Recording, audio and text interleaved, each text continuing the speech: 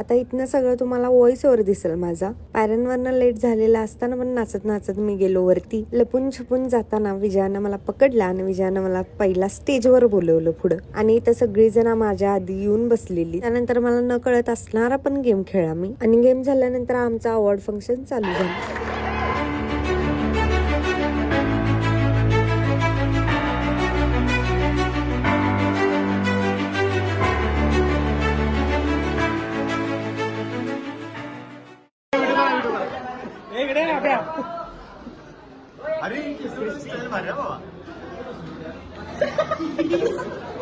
काय रबडी रबडी